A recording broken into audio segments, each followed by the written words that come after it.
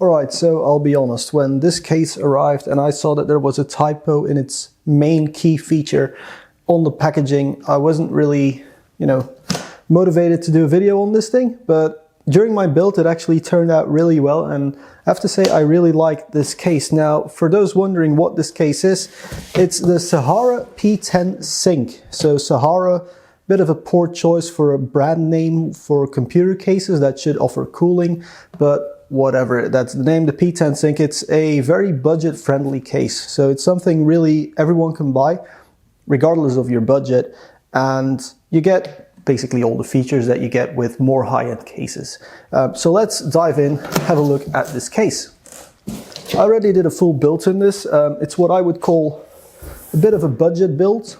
So in here is an AMD, whatever their latest APU is called at the moment, I completely forgot, along with a smaller graphics card, although obviously massive room for graphics card. And then I also put 2 additional RGB fans in, more about those later, bit of a water cooling loop there as well. But let's first get started with this case's I/O, which is really good. So all the I/O for this case is in the top section.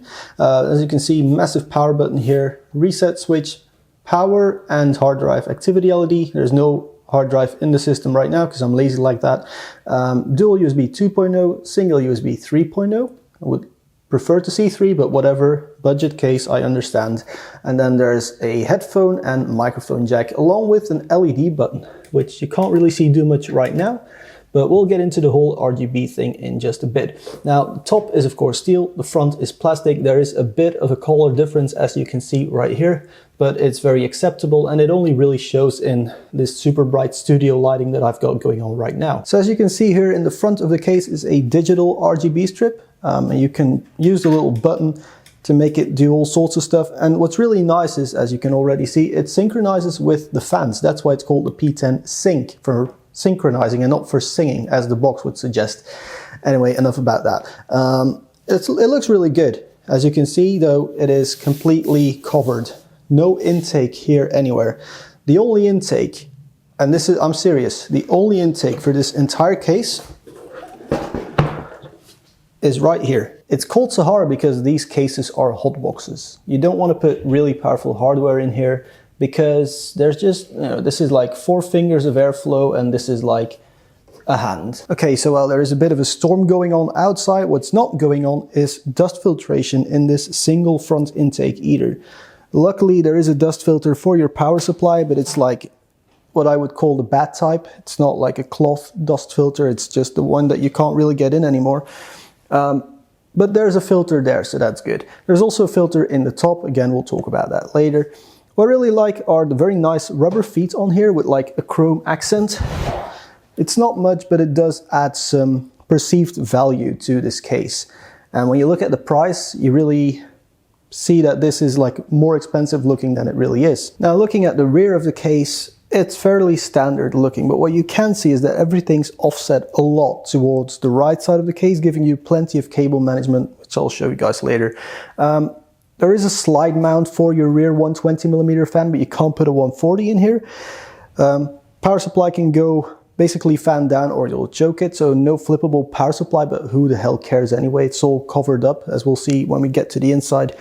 What I don't like though is the PCI bracket system. There's a little cover here, but you need a screw for that. And they include 6 of these power supply or PCI type screws. So that's 4 for your power supply and 2 for your PCI card. But there are 7 slots. So they saved money on something that really doesn't cost anything. Why not just include 20 of those little screws? They're basically free, especially on the type of scale that you're working on as a case manufacturer. To make that even weirder, there are rubber blanks for your front I/O. So while you get a cover for your headphone jack, you don't get additional screws for your PCI cover. That's a very weird choice and something I don't really like. Something I also don't like but not really care about as much are that these are the breakaway type of covers. Again, I don't really care for it all that much, but just include more screws. People really need them. On top of the case is a very nice magnetic dust filter. I actually do like these, unlike the one in the bottom. It's the same material, but it's magnetic, easy to install, to get off, to clean, all that sort of stuff. What I really like is they actually thought about fan placement. So the fan mounts are all the way over to the right. So you can easily clear your memory sticks, your VRMs with even the thickest radiators. So thumbs up for doing that. Bit weird though, there's not really a mount for 140mm fans here. So this is 120 only this case. Maybe you can budget by using the little hex cutouts, but officially 120 only. I have to say though, it's a good choice for people who want to run thicker radiators, and I can only really appreciate that it's offset all the way, which really helps builders. So let's talk about the main chamber. It's where all your fancy bits are. It's where you got your great RGB lights going on to make your hardware look great. Obviously ATX system, but you can go really a lot longer than ATX. So if you have like those eATX boards, they will fit, although there are no holes for your standoffs there, because this is just a micro ATX board. eATX would go a lot further, so you'll have to provide like your own standoffs or just not screw it in all the way anyway, whatever.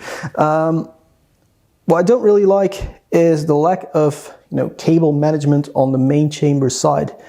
For example, I'm running a micro ATX case, and so the ribbon cables just dangle around here. There's not really any way to tuck them away. There are no cutouts here, although it looks like there could have been one here. It's just a reinforcement thing. There's a cutout in the basement for your GPU cables, but I would prefer if it was all the way over on the right side so that the cable would be straight instead of going back. But those are just very minor things that, I complain about because I didn't even pay for this case. I just got it for review. But it's just something worth noting. Something else worth noting is there is a hard drive and SSD mount right here in the front, so let's zoom in on that one. Ignoring the cable mess that I made over here, let's look at the hard drive mount.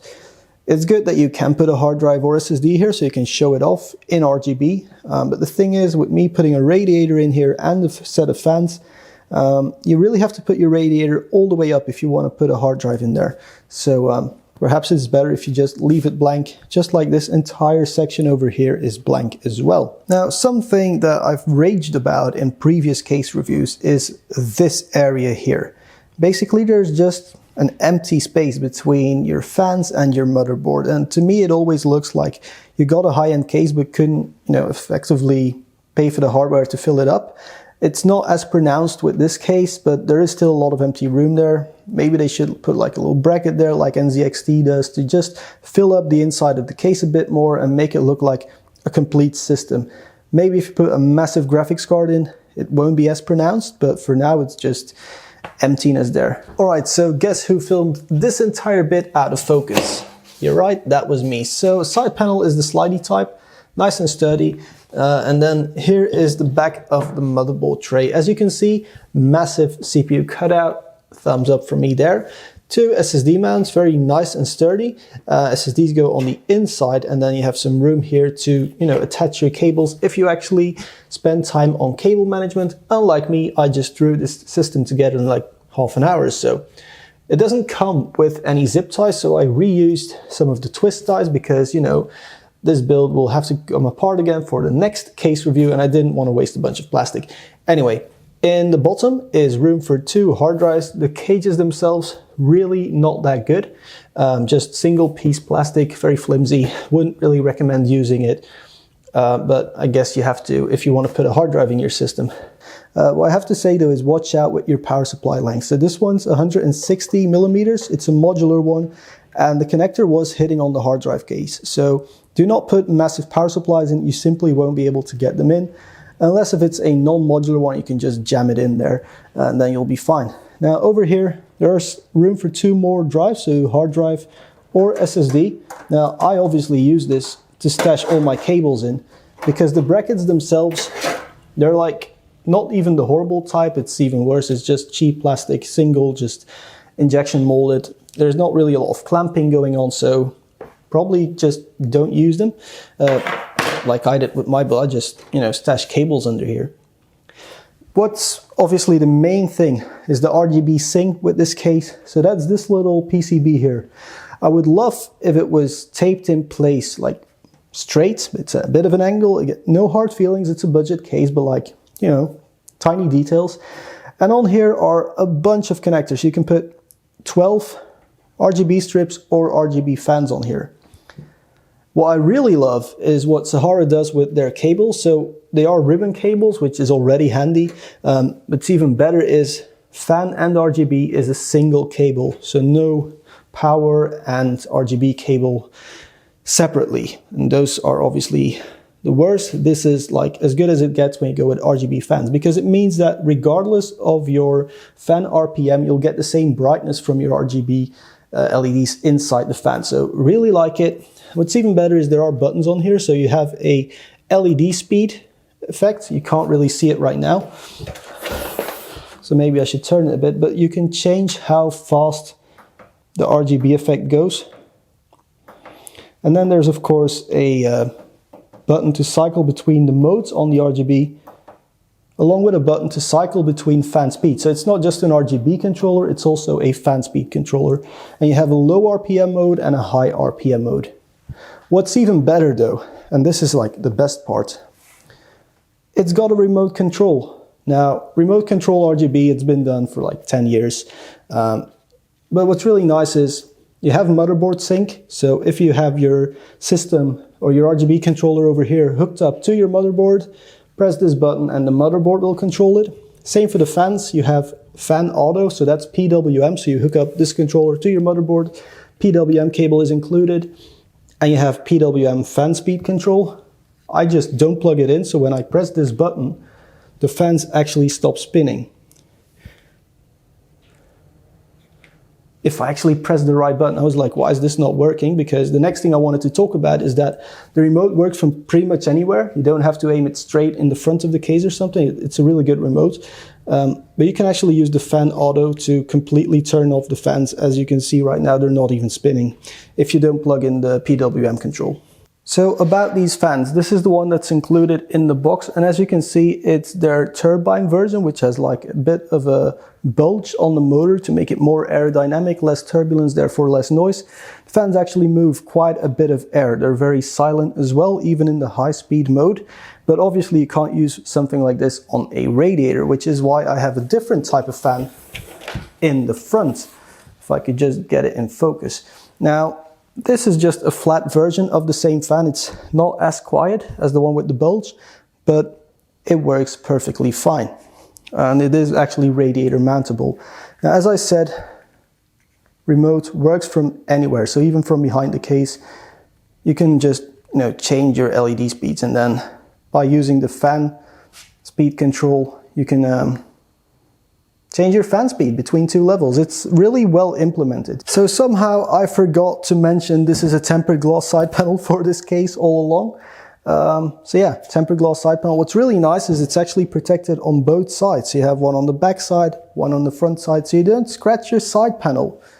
Again, thumbs up. Why doesn't everyone do this? Especially during the build process. It's so easy to to just get it all greasy from touching it. It's perfectly fine because there's plastic protection. Thumbs up there, Sahara. All right, so conclusion time on the Sahara P10 Sync. What do I actually think of it? Well, as I said, first impressions with a typo on the main feature weren't very good, but actually working with this case, building a system in it, hearing it and seeing it, I'm really impressed. It's definitely one of the more affordable systems, and the RGB controller alone from other brands like NZXT, for example, would be as much as this entire case is worth. So it's a really good deal. Is it perfect? No. I mean, the airflow really restricted, and just include more screws. Like, come on, they're like €1 for 1,000 if you buy them in bulk. So just include more screws. That said, they have to cut costs somewhere, so yeah, I maybe understand it a little bit because it is a very low margin product, but it's a very good case. And so if you're looking for an RGB case with a remote control and PWM and motherboard control as well, if you want it, then yeah, sure, go ahead and buy it on Amazon. I'll leave a link in the description below for that sort of stuff. Really like it. Thumbs up for me.